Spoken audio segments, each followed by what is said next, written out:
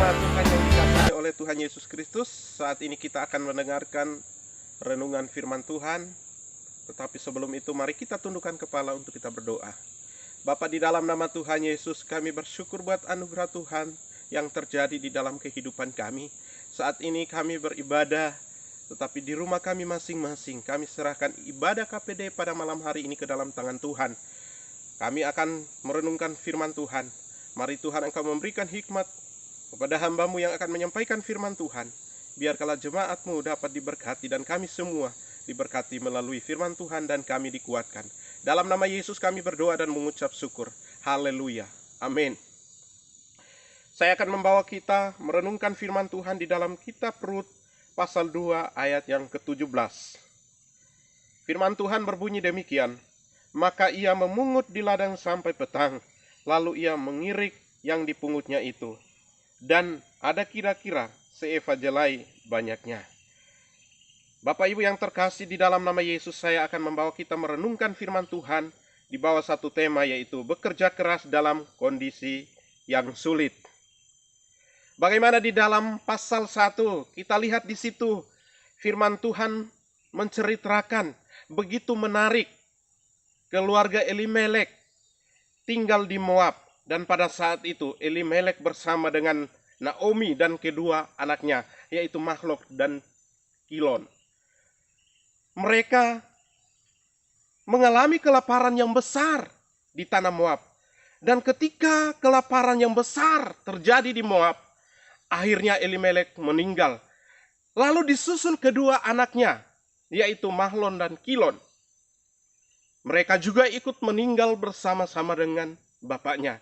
Lalu Naomi mengambil keputusan untuk kembali kepada bangsanya atau kaumnya, yaitu di tanah Kanaan. Dan ketika dia mengambil tindakan untuk kembali, kedua menantunya itu bersikeras untuk mengikut Naomi pergi ke Kanaan. Karena kedua menantunya adalah orang Moab yang tidak mengenal Allah, yang tidak mengenal Tuhan. Dan pada saat itu dalam pertengahan jalan, ketika mereka jalan, Naomi suruh mereka untuk mereka kembali. Dan Orpa setuju untuk dia kembali kepada orang tuanya. Tetapi Rut dengan konsisten dia harus mengikuti Naomi. Oleh karena itu Bapak Ibu Saudara-saudara, malam hari ini saya akan membawa kita belajar dari 3 hal yang penting. Hal yang pertama adalah memanfaatkan waktu. Waktu mereka tiba di Kanaan, Naomi bersama dengan Rut tinggal di dalam satu rumah. Dan mereka datang dengan tidak membawa apa-apa dari Moab, karena mereka mengalami kesusahan di sana. Dan waktu mereka tiba di Kanaan, disitulah mereka mengalami kelaparan. Lalu Rut mengambil tindakan untuk dia pergi memungut jelai di ladang orang yang sedang panen. Dan pada saat itu dia berada di tempat Boas, di mana orang-orang kerjanya Boas sedang memanen jelai di situ. Dan Rut ikut serta untuk dia memungut jelai-jelai. Dan firman Tuhan berkata, maka ia memungut di ladang sampai petang. Kita melihat bagaimana Rut memanfaatkan waktu di dalam dia bekerja. Dia bekerja tidak mengenal lelah. Karena waktu dari pagi sampai petang, berarti hampir sampai malam Rut bekerja. Dan tidak ada diceritakan di dalam firman Tuhan keluar bahwa Rut mengeluh, Rut bersungut-sungut. Tidak ada kata yang keluar. Tetapi Rut menggunakan waktu itu. Dia bekerja dengan konsisten. Dia memungut jelai itu dengan begitu antusias. Dan dengan begitu dia semangat.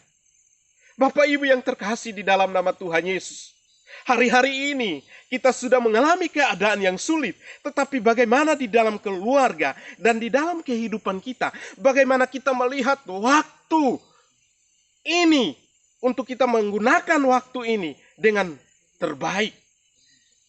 Kalau kita sebagai orang-orang yang percaya kepada Yesus, kita harus menggunakan waktu kita, menyusun waktu kita baik-baik. Kita bisa dapat mengasah di dalam potensi kita, kita mungkin mengeluarkan itu lewat waktu yang sedang kita hadapi ini. Mungkin kita bisa berkarya dan jangan sia-siakan waktu. walaupun kita ada dalam keadaan yang susah dan sulit pun, mari memanfaatkan waktu dengan yang baik untuk menghidupi keluarga, untuk menghidupi pelayanan, dan sebagainya. Yang kedua adalah berjuang. Bagaimana kita melihat perjuangan seorang Rut? Rut tetap berjuang, lalu ia mengirik yang dipungutnya itu. Ketika dia sudah pungut satu-satu yang ditinggalkan oleh karyawannya Boas atau orang-orang kerjanya Boas, dia memungut satu-satu dan ketika itu dia harus mengirik. Artinya mengirik di sini, dia membersihkannya lagi, lalu dia masukkan ke dalam tempat yang dia sudah sediakan. Kita melihat bahwa Rut berjuang dengan keras. Walaupun satu-satu, dia tidak berhenti, tetap dia berjuang terus. Dan bagi saya dan Bapak Ibu, mungkin hari-hari yang lalu kita ada di suatu perusahaan, kita kerja di kantor, atau kita sebagai seorang pengusaha. Tetapi lewat keadaan ini, kita harus berjuang. Kemungkinan besar Bapak Ibu harus membersihkan kembali kebun karet dan harus flores. Atau membersihkan kebunnya untuk berladang lagi. Tetapi saya mau berkata kepada kita tetap berjuang di dalam Tuhan. Bagaimana Rut berjuang untuk Naomi, orang yang sudah mengenal Allah. Dan kalau kita sudah mengenal Yesus di dalam kehidupan kita, tidak ada kata malas dan tidak ada alasan lain. Tetap kita harus berjuang sebagai jemaat Tuhan untuk kemuliaan nama Tuhan. Hal yang ketiga, hal yang terakhir adalah mendapatkan hasil. Bagaimana firman Tuhan berkata bahwa ada kira-kira seeva jelai banyaknya.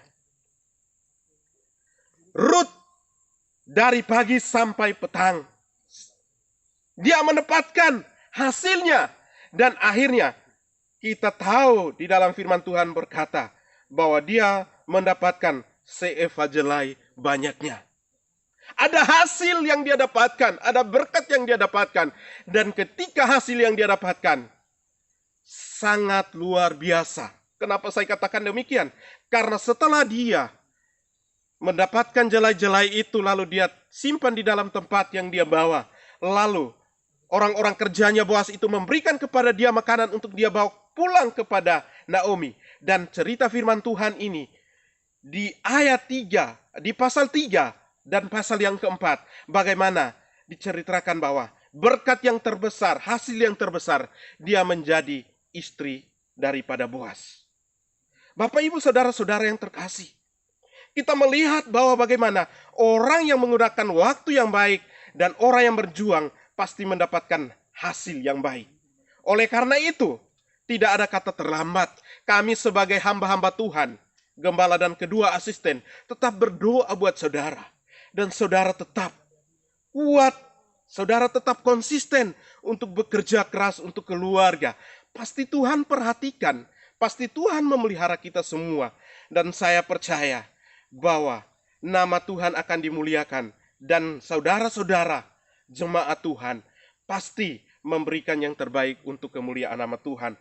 Kita sudah belajar firman Tuhan dari Rut pasal 2 ayat 17 dengan satu tema, bekerja keras dalam kondisi yang sulit. Ada 3 hal penting yang kita belajar. Yang pertama memanfaatkan waktu, yang kedua berjuang, yang ketiga mendapatkan hasil.